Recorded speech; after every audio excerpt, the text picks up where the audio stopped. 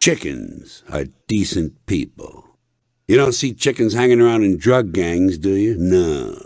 You don't see chickens strapping someone to a chair and hooking up their nuts to a car battery. Huh? No. And when's the last time you heard about a chicken who came home from work and beat the shit out of his hen? Huh? Doesn't happen. You know why? 'Cause chickens are decent people. Back to abortion. The central question seems to be, are fetuses human beings? Well, if fetuses are human beings, why aren't they counted by the census?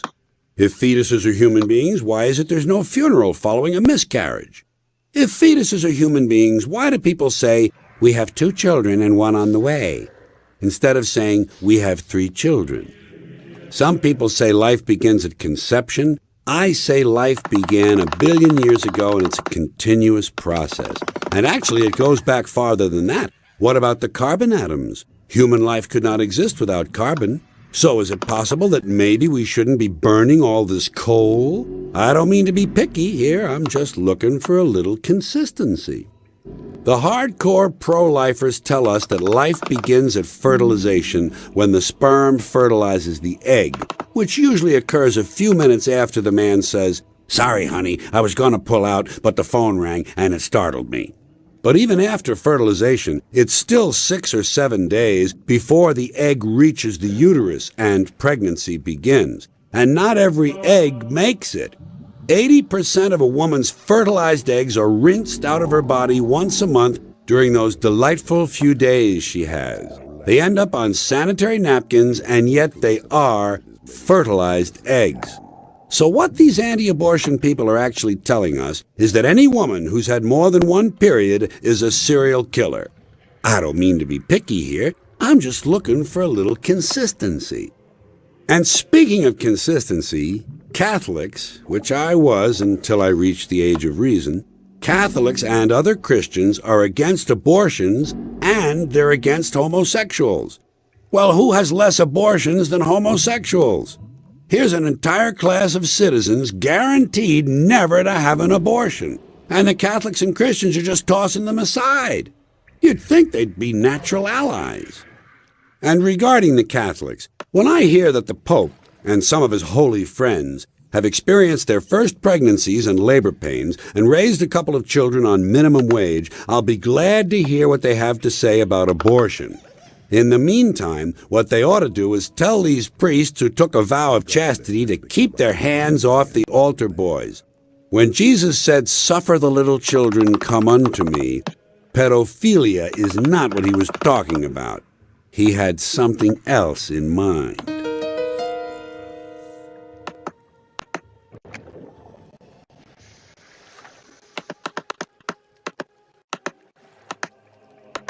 I've noticed that when people speak these days, location seems important to them, and one location in particular, there. They say such things as, "Don't go there," "Been there, done that," and "You were never there for me." They don't say much about here. If they do mention here, they usually say, "I'm out of here," which is really an indirect way of mentioning there, because if they're out of here, then they must be going there, even though they were specifically warned not to. It seems to me that here and there present an important problem because when you get right down to it, those are the only 2 places we have, which of course is really neither here nor there. So let's first talk about don't go there. As we all know, painfully by now, when you mention something someone thinks you shouldn't go into any further, they say don't go there. What they fail to realize, of course, is that technically, by the time they've told you not to go there, it's too late. You're already there, because you've already mentioned whatever it is they're uncomfortable with. At a time like that, what they should be saying is, don't stay there. Or, at the very least, please hurry back. Sort of like, wish you were here. The only time I would tell someone don't go there is if they told me they were planning a trip to Iraq. If someone said, we're going on our honeymoon to Fallujah, I would immediately say, don't go there. By the way, when one of those TV newsmen on MSNBC recently tried to get his co-anchor lady to react to some juicy celebrity rumor, she said to him, "I am so not going there." And I thought, why am I allowing a person like this to bring me the news? Another phrase I don't care for is been there, done that. I personally am not so cocky. I prefer the modest approach. Instead of been there, done that, I would usually say, been nearby, done something similar. And by the way, most people don't seem to know the complete expression. I heard Drew Barrymore say it on The Tonight Show. Been there, done that, got the T-shirt. It's a little smarter, and it hasn't been overused yet. Staying with this subject of location, when someone is ending a long-term relationship, quite often they'll tell the other party, "You were never there for me." Here again, what they may be forgetting is that possibly at some time in the past, they had told that very same person, "Don't go there." So how can they blame the person for not being there when they themselves had issued specific instructions not to go there in the first place? It seems unfair. Additionally, many people who are ending relationships use another bothersome phrase, moving on. They'll say, "I found Steve in bed with a carnival worker and they were doing unpleasant things to a chipmunk, so I'm moving on." And I think to myself, actually, Steve sounds more like the one who's moving on. Or they might say, "I'm leaving Armando. He beat me up yesterday in the frozen food section of the supermarket. He struck me in the head repeatedly with a Stouffer's lean cuisine. I believe it was the chicken cordon bleu. I'm moving on." Occasionally I get impatient with these people. When they tell me they're moving on, I look at my watch and say, "Well, isn't it about time you got started? No sense standing around here talking to me when you could be out there moving on." I don't know. I guess it all works out, because when I run into the same person a few months later, they usually say, "I'm in a whole different place now." And I don't think they're referring to Pittsburgh. And by the way, speaking of geographic locations, why is San Francisco always said to be in the Bay Area, while Saudi Arabia is in the Gulf region? Is a region really bigger than an area? And what about a belt? How big is a belt? The Bible Belt is bigger than the Borscht Belt. Maybe that's because there are more Christians than Jews. But that doesn't explain the Rust Belt. In the last several decades, a good deal of the U.S. population has moved from the Rust Belt to the Sun Belt. People changed belts. By the way, part of the Sun Belt runs right through the Bible Belt. That must be confusing.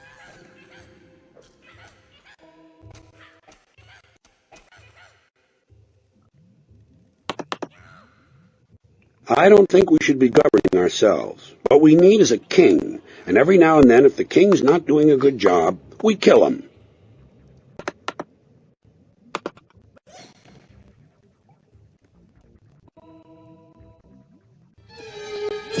Pardon me again, Doc, but just what did you mean by that crack about the Earth being gone? Oh, I'm going to blow it up. It obstructs my view of Venus. It does? That's a shame.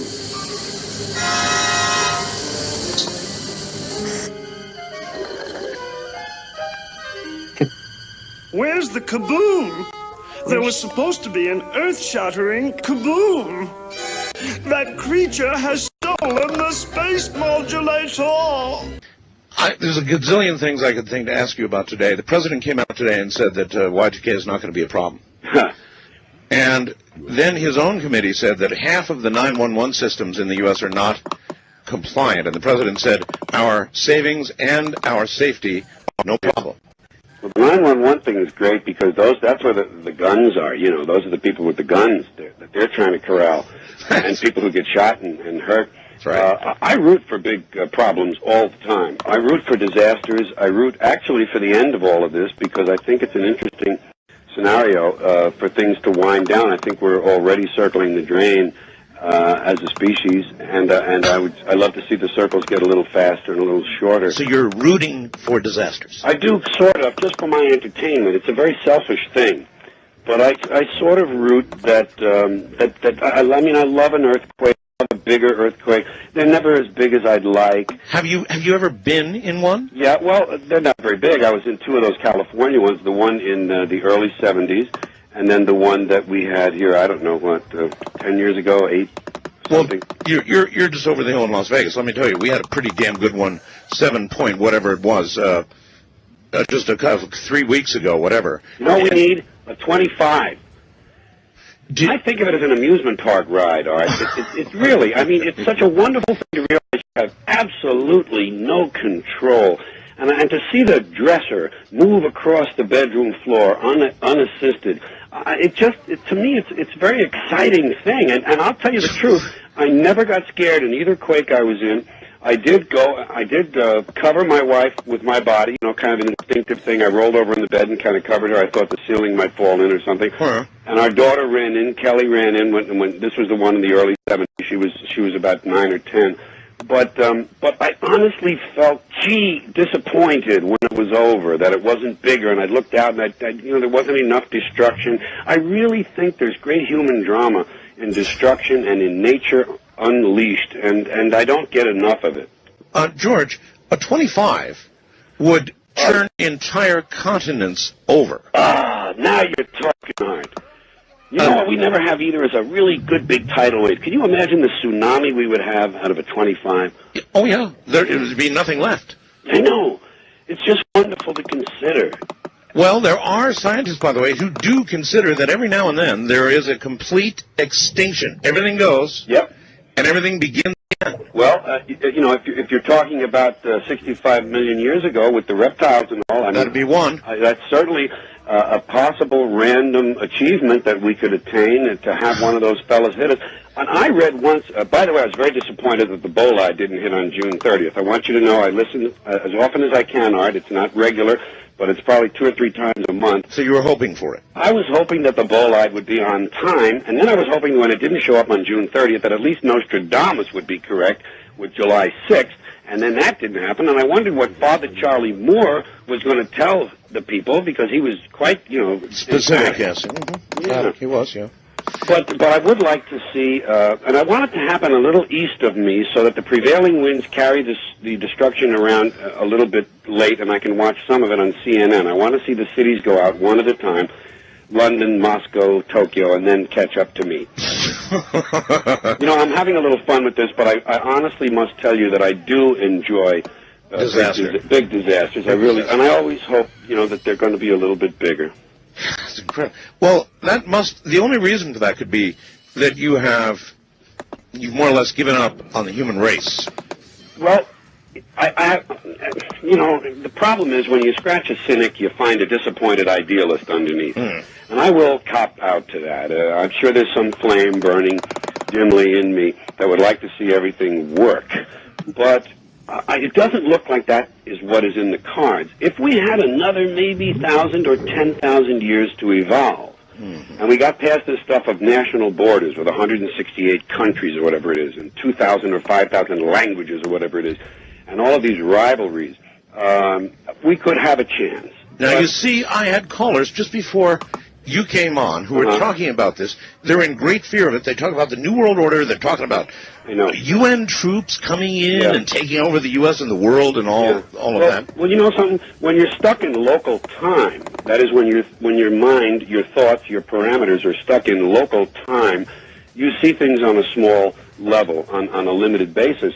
But I think that if there is ever to be a golden age of this species, a true golden age, it will not include borders in 168 countries and 2,000 or 5,000 languages, whatever the real count is these days. It will not include those things. This is a very young, primitive species. The fact that our technology has raced eons ahead of us is interesting, and it gives us a lot of toys and things, but we're still very close to who we were 10,000 years ago. It's a drop in the bucket of time. So, in other words, you look at current social behavior, and it's not that much above caveman level. Well, I think the veneer is very thin. I mean, I think there's... So do I. Yeah, barbarism is less than a generation away. I really think that. I don't mean it's coming. I mean, under certain circumstances, it could be less than a generation away. The Mad Max thing. Yeah, yes, people, the roving bands of maniacs, I call them. The various roving bands of maniacs. There'll be all different kinds. There'll be the ones that got out of the insane asylum, the ones that got out of the prisons. Then there'll be my people, the Scotch-Irish, who'll be wandering across the land looking for things to drink, and your sister. They want to find your sister. Your sister. There'll be all manner of people running around. Well, it could happen.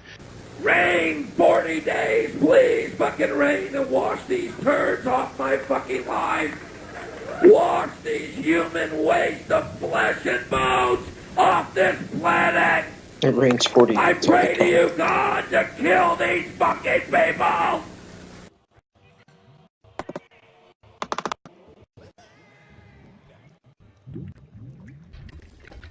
No.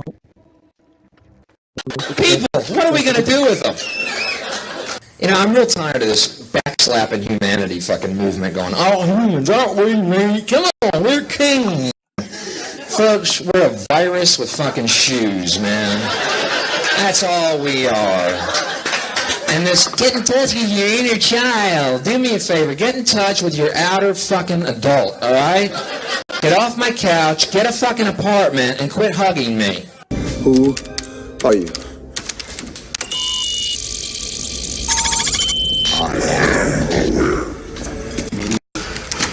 No harm. Life form analysis complete. Species is destructive, invasive, noxious, harmful to the body of the whole. What species? Man. You are virus. Great. Yes. There is no joke anymore, sir. There are none. You've lost. There is no more. You lost the ability to think, so fuck you. Go back to Gallagher. That's where you belong, you fucking idiot. Go back to Gallagher, you fucking yuppie piece of shit. Fuck you. Fuck you all, America. Fuck you. Go Saddam. Nuke everybody and fuck off. Jesus. Once again, the useless waste of fucking flesh that has ruined everything good in this goddamn world! That's where we're at! Rain 40 days, please fucking rain and wash these turds off my fucking life! Wash these human waste of flesh and bones off this planet! I pray to you, God, to kill these fucking people! You watch our TV. That's what you're telling me. Did you know what's going on up there? Seismologists worldwide are reporting an enormous disturbance throughout the world's oceans, which apparently began about 15 minutes ago. They are acoustic shock waves, like tsunamis, but with no apparent seismological source. The waves are propagating towards the shorelines of every continent. You guys are doing this. You guys are doing this, right? You can control water. That's your technology, but why are you doing this?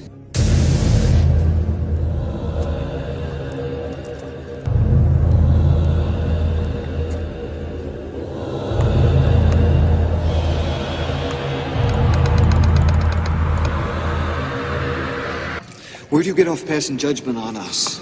You can't be sure. How do you know?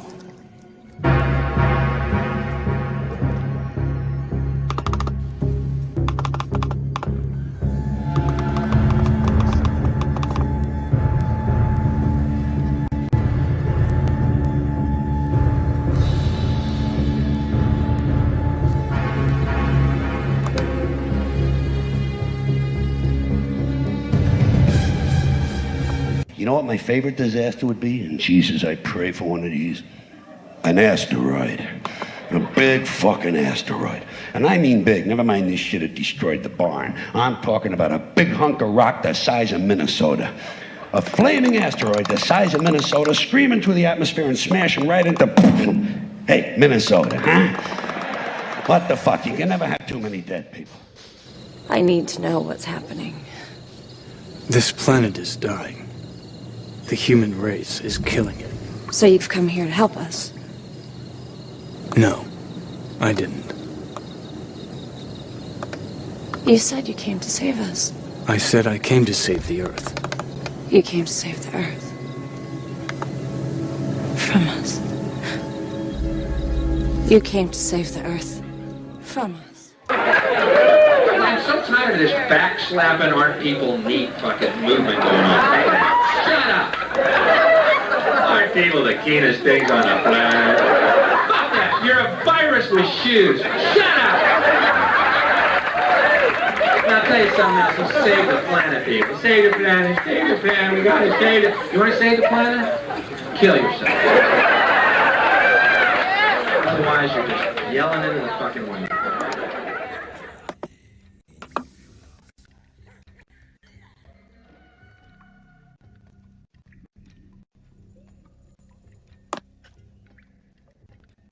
You talk a lot about God. Do you really believe in God? No, I don't. I talk about him as an object in our culture. You don't think there's a God? I can't believe that there's a man in the sky keeping score who watches everything we do and has a little scorecard. It just seems, there might be a kind of an organizing intelligence. Somehow the universe seems to have an order to it, but I don't know that it's a judgmental or one that really gives a crap. Not supposed to. Yeah, the fear God thing. I don't buy into that. Oh either. my! I mean, I think it's very limiting. I think the belief in God is a form of mental illness. It's a very limiting form of the intellect, the wonderful intellect that nature has given us. I use the word nature has given us is compromised by surrendering things to the will of God. You know, that we don't have any say. Well, it didn't happen. My prayer didn't come through. It must be God's will, and that relieves you of responsibility. I don't believe that. But you think there is something. In other words, there is some sort of order, and that means there has to be something, right? Well, I wouldn't say I think it. I'd say it would not surprise me. You know, I'm a questioner, and I'm in some ways credulous too. And it just seems, though, as if that there is a kind of order that we can't explain that is you know, beyond our ken. How can we ever expect, as this lowly clay that rose to this level, to understand something that beyond? I'd rather just stand here and wonder and not try to put a name on it.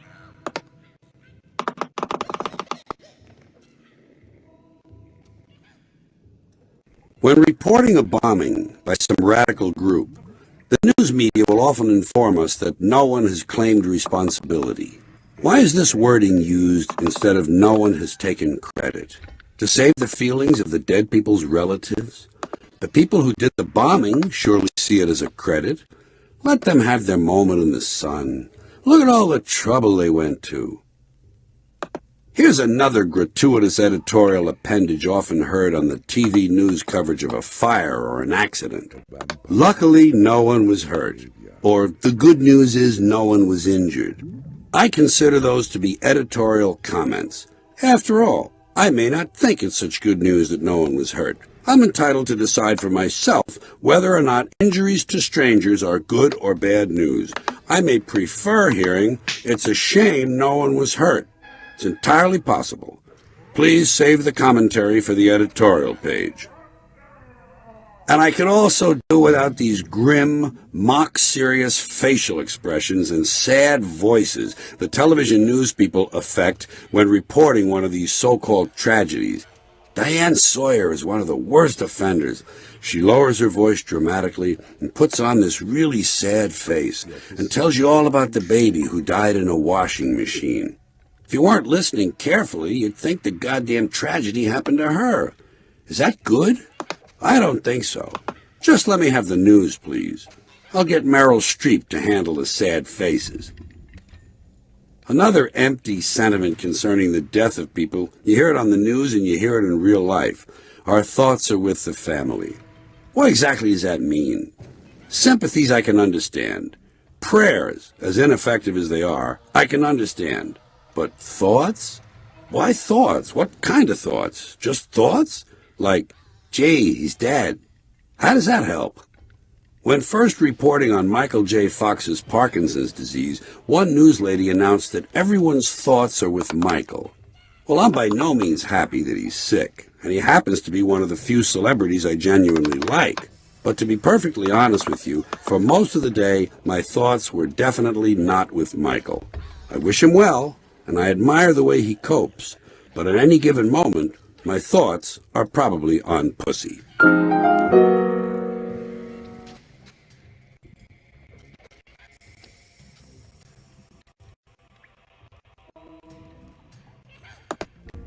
I'm tired of people using their cars as biographical information centers, informing the world of their sad sack lives and boring interests. Keep that shit to yourself.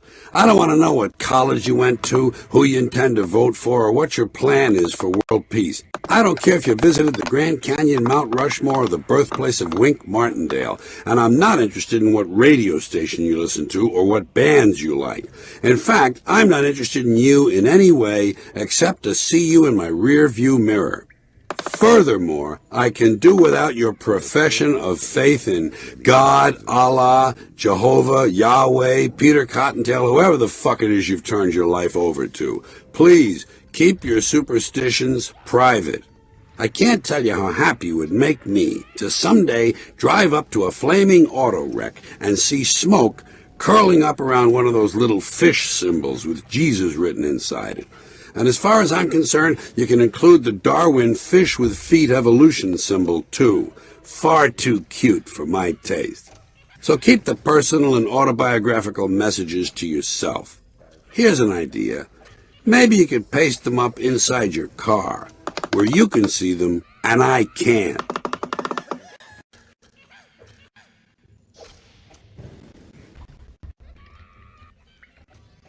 I don't like ass-kissers, flag-wavers, or team players. I like people who buck the system, individualists. I often warn kids, somewhere along the way, someone is going to tell you there is no I in team. What you should tell them is, maybe not, but there is an I in independence, individuality, and integrity. Avoid teams at all cost. Keep your circle small. Never join a group that has a name. If they say, we're the so-and-sos, take a walk. And if somehow you must join, if it's unavoidable, such as a union or a trade association, go ahead and join, but don't participate. It will be your death. And if they tell you you're not a team player, just congratulate them on being so observant.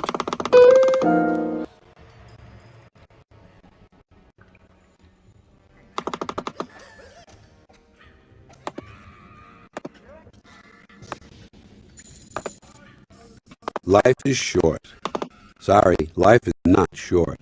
It's just that since everything else lasts so long, mountains, rivers, stars, planets, life seems short. Actually, life lasts just about the right amount of time, until you die. Death, on the other hand, is short.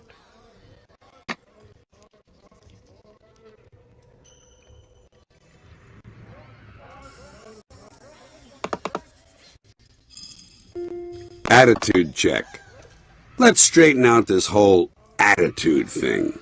Someone on TV said the sports anchor guys on ESPN have a lot of attitude. Let me tell you something. What these guys have is not attitude. Here's attitude. One day when I was about 18, I was standing at the bar in the Moreland Tavern with a couple of guys from my New York neighborhood. The Moreland had big windows, so if you were standing by the bar, you could easily see the people walking by on Broadway. One of the guys in our group was a little older than the rest of us, an ex-convict named John Cooney. All of a sudden, in the middle of the conversation, he looked out the window and saw someone walking past. He reached behind the bar for the baseball bat, the one the bartenders used for settling sports and political arguments, and he went outside, walked up to the guy on the sidewalk, and just started smashing him with the baseball bat. The guy fell down. John walked back into the bar and put the bat away. He said, "The guy owes me money."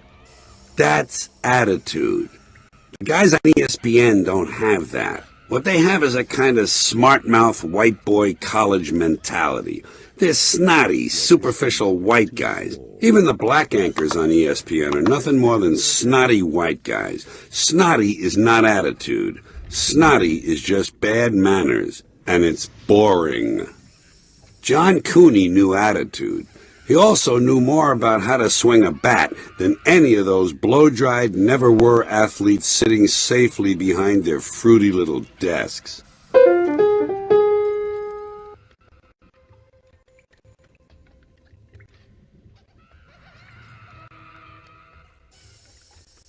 And on the subject of telephone operators, another complaint I have about these people takes me back to my original point, the unnecessary overuse of thank you.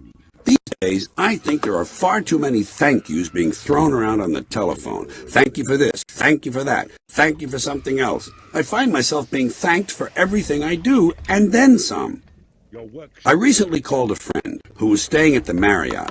He was staying at the Marriott. I called him there, at the Marriott. I intentionally dialed the number of the Marriott because that's where I expected him to be. The connection went through. That's what the operator said. Right. Thank you for calling the Marriott. Well, what did she think I was going to do? Call the Hyatt? He was staying at the Marriott. Wouldn't do me much good to call the Hyatt. We all know what they're going to say. Thank you for calling the Hyatt. They even thank you for doing things you can't avoid. Did you ever have an operator say, thank you for calling the operator? I've had that happen. Well, who did she think I was going to call? The night watchman? Chairman of the board? Jesus. Thank you, thank you, thank you. It's annoying. One time at a hotel, I wanted to get my car. Naturally, I needed to call valet parking. I noticed a little plastic card next to my telephone. It said press 9 for valet parking. I was about to press 9, but then I noticed I didn't have to press 9 because right there on the phone, one of the speed dial buttons had a little picture of a car next to it, and it said valet parking. So I pushed that button, the one that said valet parking, the one with the picture of the car. Somebody answered. You know what he said? Right. Thank you for calling valet parking. Well, fuck. Didn't he know that if a guest wants to retrieve his car, he more or less has to call valet parking? That's where the cars are. And doesn't he know the designers of hotel telephones have gone to a great deal of trouble to make it easy for people to get their cars? I had simply taken advantage of their skills. I had called valet parking by pressing a single button, a button marked with a little picture of a car.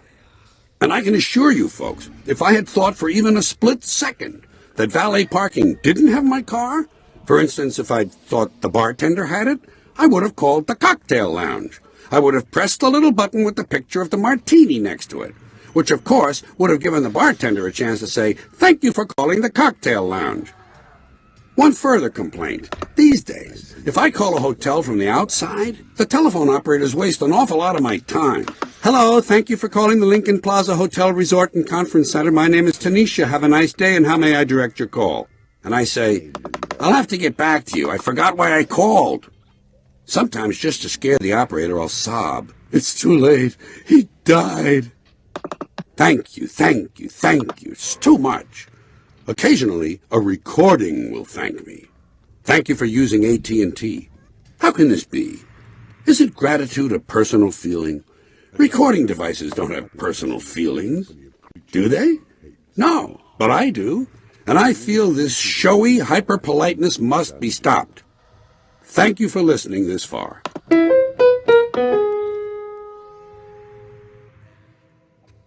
Your workshop is under attack. I see you have discovered a magical item. Some of our best work with euphemisms involves the subject that makes us the most uncomfortable. Death. Our most common euphemism for death is to say the person passed away or passed on. If you believe in an afterlife, you may prefer crossed over or crossed over to the other side. Whenever I hear that someone has crossed over to the other side, I always picture Fifth Avenue. Then there's the official term for dying, the doctor term. In this case, the person simply expires, like a magazine subscription. 1 month, he just doesn't show up. Unfortunately, he can't renew. Or so they say. Better check with the Hindus on that. Now, continuing.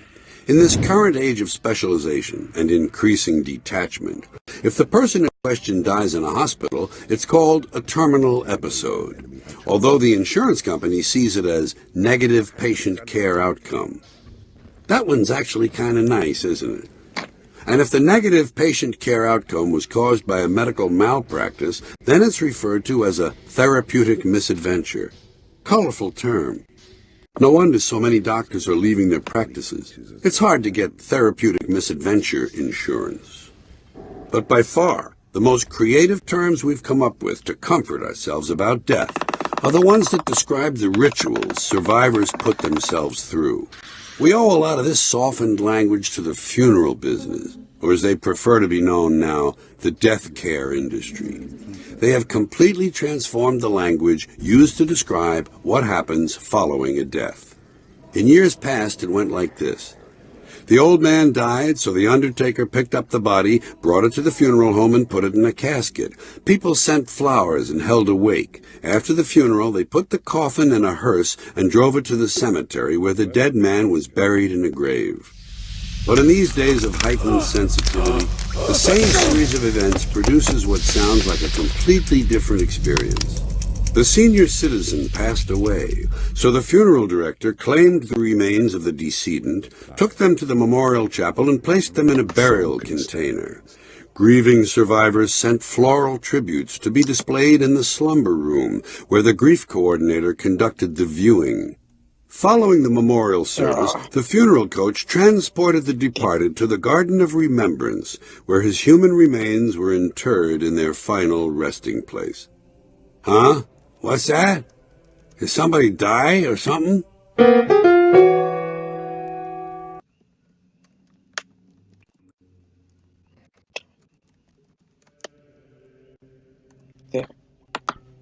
You ever notice this? Whenever we go into some country we've bombed, burned, and occupied, we always find mass graves full of dead people who were killed by the deposed dictator before we got there.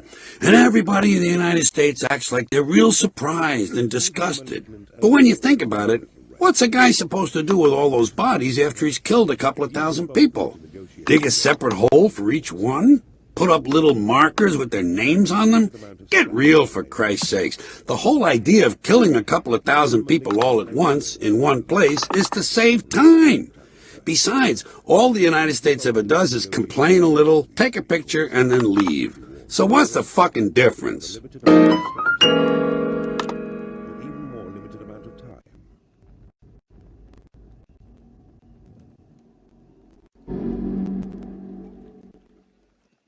I mean, that really is a good question. If it was evolved.